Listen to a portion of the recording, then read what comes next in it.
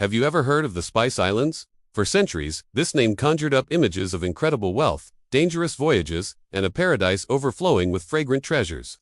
These aren't mythical lands from a fantasy novel, they are very real, and today we know them as the Maluku Islands, an archipelago in eastern Indonesia. But how did these small islands become the epicenter of a global power struggle, drawing explorers, merchants, and empires from halfway across the world? Let's journey back in time and uncover the epic history of the Maluku Islands. Our story begins long before European ships ever graced the horizon. For thousands of years, the people of Maluku lived in a vibrant tapestry of cultures, speaking hundreds of different languages. Their lives were deeply connected to the sea and, most importantly, to the unique plants that grew on their volcanic soil. I'm talking about cloves, nutmeg, and mace. These weren't just flavorings for food. They were a global currency. Cloves grew naturally only on a few tiny islands here, like Ternate and Tidore. Nutmeg and mace were exclusive to the Banda Islands. Think about that for a second.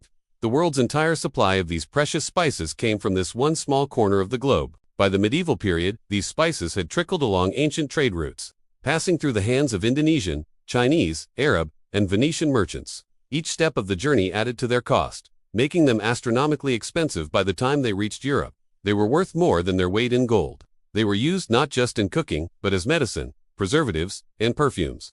Owning spices was the ultimate status symbol, a sign of immense wealth and power. European nobles craved them, but the supply was controlled by a long and mysterious chain of traders. No European knew for sure where these magical spices actually came from. They only knew they came from the East. This mystery fueled an age of unprecedented exploration. The dream of finding a direct sea route to the Spice Islands and cutting out the middlemen became the driving obsession of European monarchs. This is the very reason Christopher Columbus sailed west, hoping to reach the East Indies. He bumped into the Americas instead, but the Portuguese were more successful. Following Vasco da Gama's pioneering voyage around Africa to India, they methodically pushed eastward. In 1512, the first Portuguese ships, led by Francisco Serra, finally reached the Maluku Islands. They had found the source. They landed on Ternate and were welcomed by the Sultan, who saw an opportunity to ally with these powerful newcomers against his rival, the Sultan of Tidore. This was a classic divide-and-conquer strategy that Europeans would use time and time again. The Portuguese built a fort on Ternate and established a monopoly on the clove trade. They forced local producers to sell only to them at fixed, low prices, reaping enormous profits back in Europe. But their dominance wouldn't last. Soon, the Spanish arrived, led by the surviving members of Ferdinand Magellan's circumnavigation expedition. Remember, Magellan's goal was also to find a westward route to the Spice Islands. His arrival sparked a fierce conflict with the Portuguese. The two Iberian powers, both claiming ownership based on the Treaty of Tordesillas, which had divided the world between them, fought for control over these tiny spice-rich islands. For years, Ternate, backed by the Portuguese, and Tidore, allied with the Spanish, were locked in a bitter struggle. Eventually, Spain sold its claim to Portugal, who for a time, enjoyed a near-total monopoly. However, the 17th century brought a new, even more ruthless player to the scene, the Dutch. The Dutch East India Company, or VOC, was no ordinary trading company. It was a corporate behemoth with its own army, navy, and the power to wage war and sign treaties. The Dutch were determined to control the spice trade, not just participate in it. They systematically drove the Portuguese and Spanish out of the region. Their methods were brutal. On the Banda Islands, the sole source of nutmeg, the Dutch faced resistance from the local population, who insisted on their right to trade with whomever they pleased. In 1621, the Dutch Governor-General, Jan Pieterszoon Cohen, enacted a horrific solution. He orchestrated a systematic depopulation of the islands, killing, enslaving, or driving away almost the entire native population of around 15,000 people. He then replaced them with Dutch planters and enslaved laborers from other regions to work the nutmeg groves. It was a chilling example of corporate-driven genocide, all for the sake of controlling the price of a fragrant nut. Under Dutch rule, the spice monopoly was absolute and fiercely guarded. They restricted clove cultivation to the island of Ambon and destroyed clove trees on all other islands to keep supply low and prices high. Anyone caught smuggling seeds or seedlings faced the death penalty.